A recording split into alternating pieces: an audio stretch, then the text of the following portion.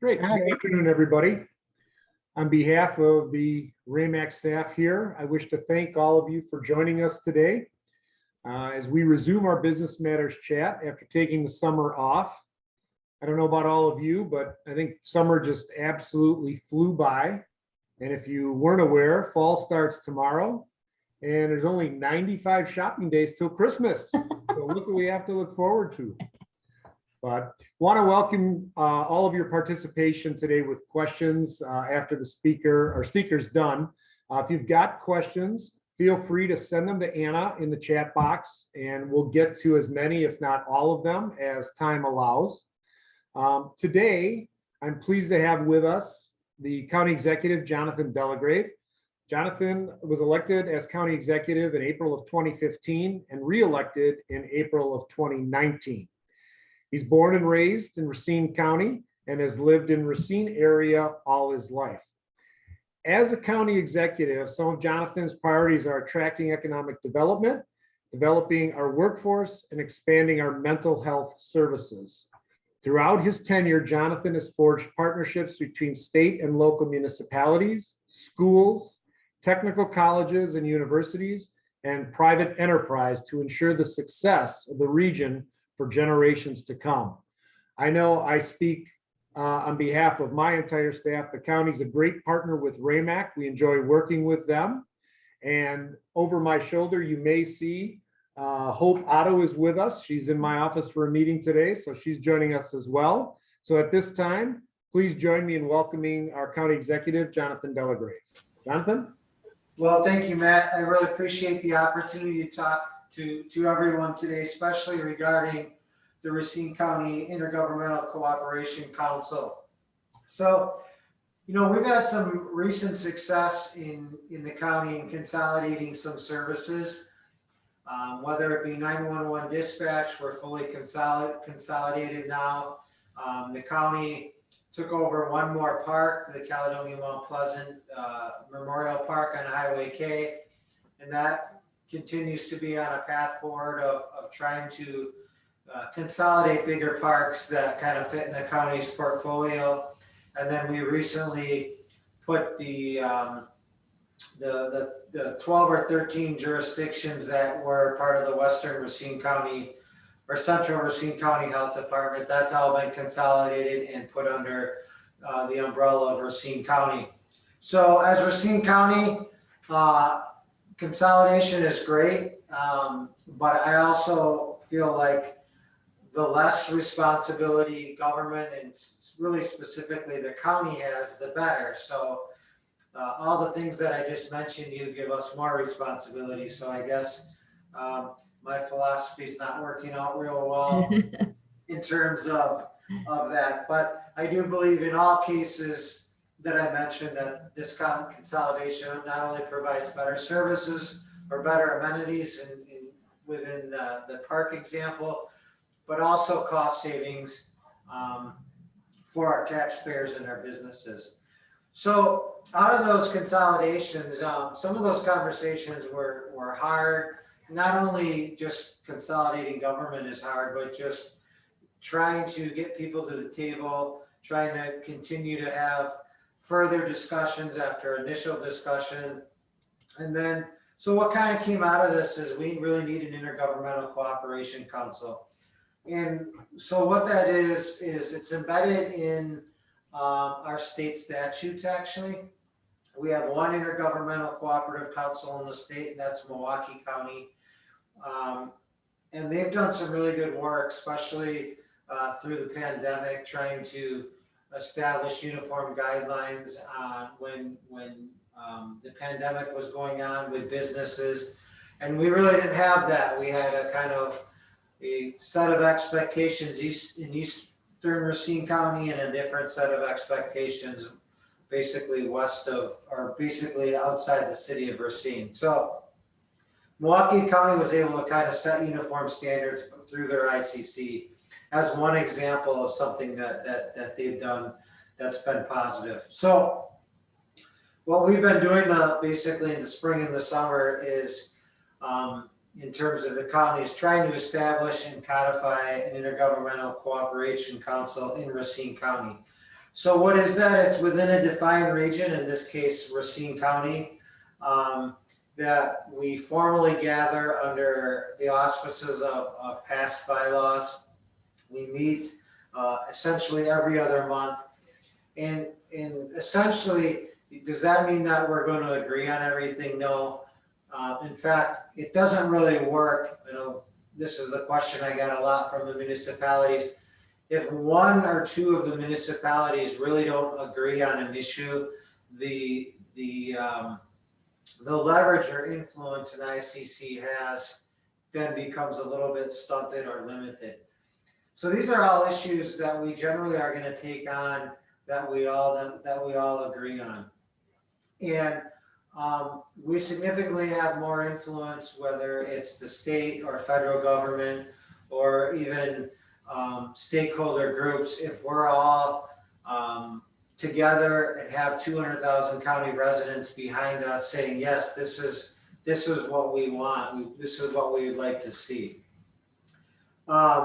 So it's really top elected officials and administrators, but we will have business leaders, education leaders, and funders at our meetings to not only bring up topics that they may want us to take on and accomplish, but also holding us accountable to continuing to try to, whether it's consolidate service or again, come together and lobby influential stakeholders for the betterment of the entire county. So what essentially, in a nutshell, collectively, if we're all together lobbying for something, we certainly have much more influence and can really leverage results much better. So that's kind of how the ICC works. This was kind of identified by our partners with the Johnson Foundation in its Resilient Communities Roundtable series, which kind of featured Matt and others in terms of what can we do better for the region, especially in Eastern Racine County. Again, out of those meetings and just kind of out of the consolidation measures that we've taken recently, this seems to be the best vehicle to be able to accomplish some of these tasks that are coming before us. We did study a number of different ways that we could bring our municipalities together. We looked not only just in Milwaukee, but around the country. And ultimately, while there was different forms of this type of allegiance, ultimately the ICC, we found, because it was already embedded in our state statutes, this seems to work the best. There is, so with that, I'll just talk about kind of the setup here. This doesn't work if Jonathan Delagrave or Racine County is continuing to lead this charge. So while we got this started, the county will take the lead, but ultimately this is going to be led by formal elected officers that are elected within the ICC to take on. If the county executive or if the county continues to lead this, it's really just looked at as county initiatives. So early next year we'll be within the ICC organization, which is made up of all 19 municipalities, heads of government, and then their respected staff members that attend as well. So within that, hopefully early next year, we'll elect a formal chair, vice chair, and secretary treasurer in accordance with the bylaws. And so the county will not be leading this, but we will staff it. We will provide, staffing services. We understand that that capacity can be stretched, and if a smaller individual from a smaller municipality does become chair, they might not have the resources to effectively staff this. So the county will continue to staff this, but not lead it. Agendas and issues to take up, we've already talked about this. So we have met twice. We had our organizational meeting early this summer, and then we just recently met about 2 weeks ago. And so what are some of the issues you're probably asking that the RCICC wants to take up? And it's a host of many, but just a few examples. One is planning and zoning, trying to establish, not just what is the most efficient use, especially with housing shortages, workforce shortages. How do we get our housing into play? And that starts with planning and zoning. So getting together and talking about planning and zoning and housing is one issue. Another issue is, trying to just get online with parks and road infrastructure. Hey, the Village of Waterford is doing an extensive, for example, I should say, let's say the Village of Waterford is doing an extensive addition to one of their parks, and they're going to provide these amenities at this park. Well, does it make sense for Norway, which sits right next to the Village of Waterford, to do the same type of park? Or if we're doing County Road G for repaving or rebuilding, can we put those projects along with another municipality who's already doing the road project?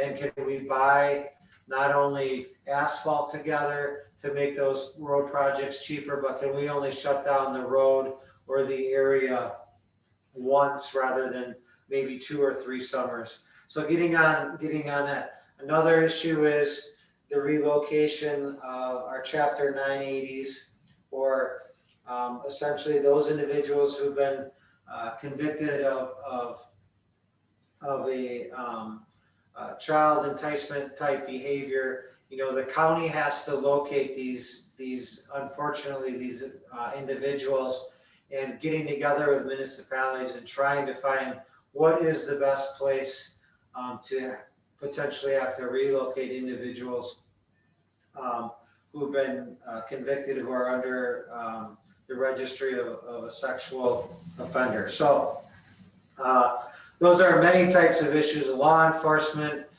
is a big issue that we want to take up. So it's, and then state shared revenue. How do we collectively get together and leverage our ability to lobby the state, whether it's mental health or more money for roads, things of that nature. We've seen a lot of cuts in the past 10 years. And so how do we best effectively leverage ourselves to, again, the many stakeholders and we do that through the ICC. Again, just kind of wrapping up here, and then we can take questions or comments. So far, it's going really well. A number of issues that municipalities have put on the table make a lot of sense. I believe that ultimately we can accomplish a number of heavy lifts for the entire county or the entire region moving forward. And I think that as specifically into to businesses, I think you can be proud of the county kind of leading the way and bringing this together, and hopefully we can move forward and make this even a better place for our businesses, not only to reside, but the employees of the businesses to want to be located in Racine County. So with that, I can take questions or comments, or if I haven't covered anything in relationship to this, because I might have missed something, let me know. This is Anna speaking. In the original press release, I guess, that I saw, it does say that these are meetings that are open to the public. Is there any insight to that? Yeah, so it's that is a great question, because it's like, how do you stay transparent while at the same time you may be talking about sensitive information, especially when you're talking about consolidating services or a closest response unit, especially for advanced life support calls. But how do you remain transparent? So all the meetings will be posted. They are public. The media has been to them, and we felt like that was the best way to go, even though sometimes, when you're talking about sensitive information, it could be a little bit more difficult, but we felt like having difficult conversations will happen, and it may not always be, it may be a little bit harder rather than in a closed session type of atmosphere, but we also felt like having these harder discussions, although maybe even a little harder, it's better to do it in the open. So the meetings will be posted on our website, and we certainly invite people to attend if they feel like either they're interested, or if they have a topic, or just to hold us accountable as well. Great, I just shared that link in the chat box, actually. And then one question that came in is if you could talk about implementing closest unit response. Racine, Mount Pleasant, Caledonia, and Sturtevant have talked about that in the past for fire and rescue. Is that any closer to implementation? Yeah, so it is,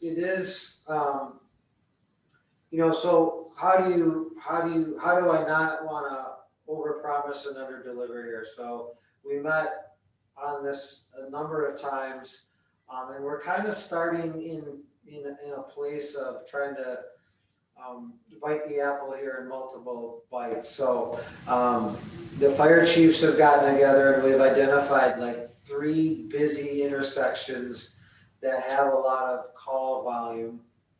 Those would be 31 and 38, and then Highway 11 and Highway 20, and then moving towards the lake on Highway 11 as well, down by kind of Elmwood Park. And so the fire chiefs have respectively gotten together and said, okay, how can we flush these 3 busy area call volume areas out and get to that closest response, as well as how do we get on the same page with our radio infrastructure. So we've had a couple of those meetings. The fire chiefs have met.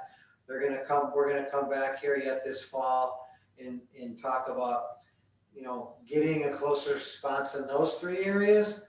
And then if that works well, continuing to expand that geographical closest response areas until we can get a closest response east of the eye. But we've kind of taken a multiple level approach to it, but certainly a passion of mine, and would love to see it get this done here in the next 12 months or so.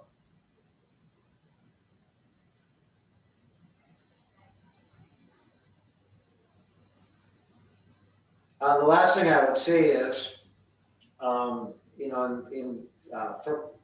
think this is going to really work. There's been a commitment by all the leaders to show up, participate, have those hard discussions, not take anything personal, but at the end of the day, trying to, put aside our individual responsibilities and come together and make this work, even if it does mean losing a little authority for a respective municipality in one way, shape, or form. People are committed to trying to do what's best for the region, and we've gotten a lot of momentum that way. So I feel good about where we're headed. Jonathan, I think it'd be appropriate to say that, on December 1st, RAMAC's going to be hosting a local leaders breakfast. And to everybody on this call, I encourage you to watch for that announcement to come up and sign up to attend this, because I'm sure by then, December 1st, you're going to have more information with regards to the closest unit, and you'll be able to have that discussion with the villages and the mayor and everyone else sitting there at the table with you. So I would encourage everybody to sign up and come to that to get more information on it. I would think by then we would know more, correct, Jonathan? Yeah, it is my sincere hope that we will have some progress to be updated and some good news to share, especially looking at, again, these high response areas. I'm confident that we'll have some good news to share.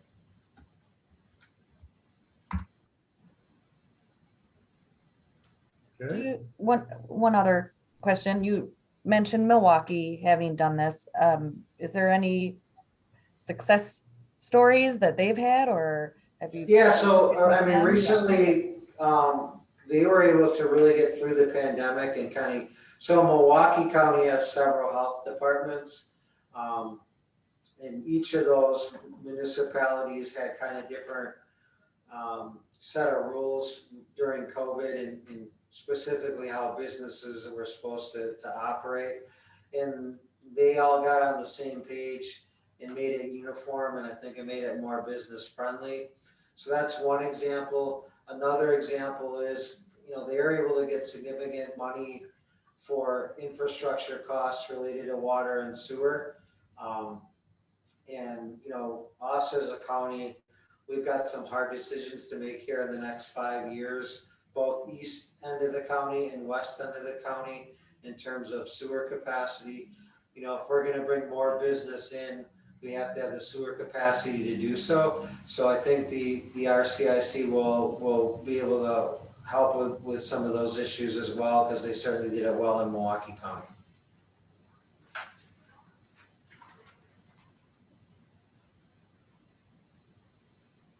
Jonathan, do you see the RCIC playing a role in the digital in the county, or is that not a role for them to play? No, I think it is. I think, just in terms of when you say digital, I think it's in terms of, showcasing and marketing Racine County on a digital platform, but it also means rural broadband. It also means, more about our infrastructure deserts in the city of Racine in terms of, seniors and students getting the necessary technology to be able to remote learn or receive mental health services remotely. So there's definitely a vehicle for the RCICC to come together and talk about some of those issues for sure.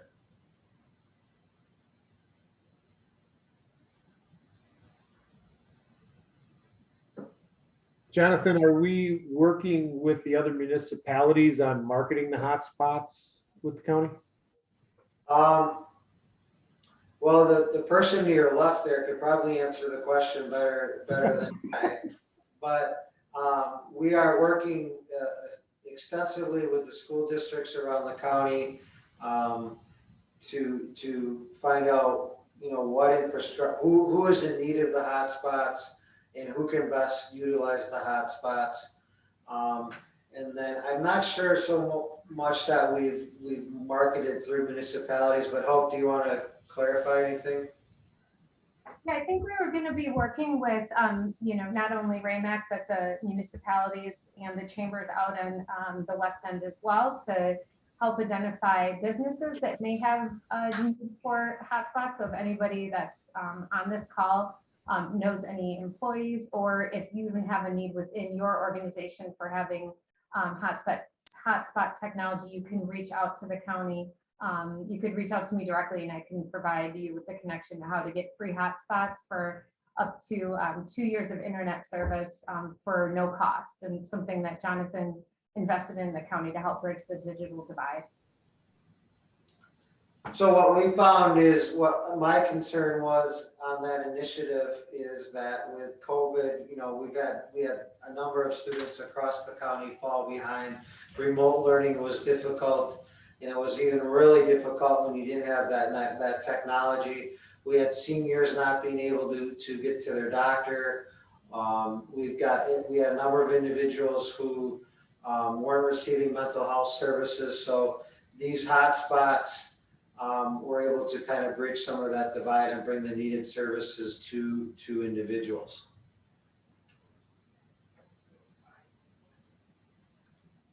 But if anybody else has any questions on the ICC, if you want to participate or if you want to show up, please get a hold of us. We'd love to have you. I guess that the thing I would leave you guys with, and thanks for letting me opine on this topic, is I would tell you that this is only as strong as the accountability measure that's attached to it. So we need, involvement in the whole. It can't be just RAMAC, it can't be just the county, it can't be just, it has to be all of us holding including me, our elected officials accountable on some of these tasks. Because at the end of the day, I don't think anybody really cares about who's responding on a 911 call as long as somebody's responding. I don't think a lot of people care about who you're writing your water and sewer check out to for those services, as long as it's cost efficient and you're receiving those services. But when we start to get into, multifaceted redundancy level of government services, and it's not only is the service ineffective, but the cost is more to the taxpayer, then we're not doing our job. So I think this council is going to be able to even more streamline some of those issues and consolidate services, and again, lobby and leverage much better together rather than individually. So thank you everybody for your time. I really do appreciate it.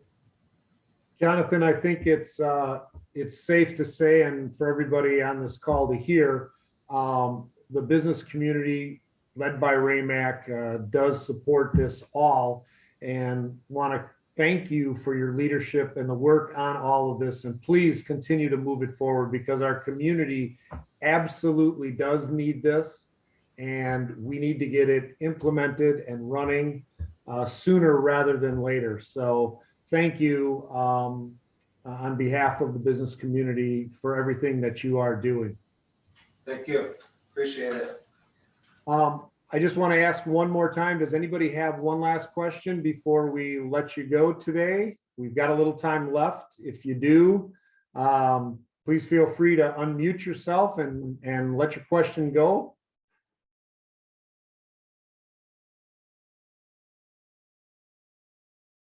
All right.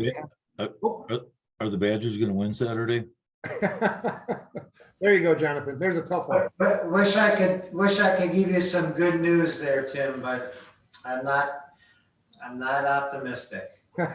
Hey, all good stuff, Jonathan. Keep up the good work. I'm behind you 100%. That's awesome. Thanks, Tim. Thank you, everybody. All right, so that'll do it today. Jonathan, as I said, thank you for joining us and spending some time with us. I want to thank all of you for joining us as well. Our next Business Matters chat is tentatively scheduled for Wednesday, October 19th. So look for more information to come out on that. And Anna is working on the speaker right now. So we're playing a little bit of tag here with dates and who the person may be. So look for more information shortly. With that, thank you, everyone. Have a great rest of your day.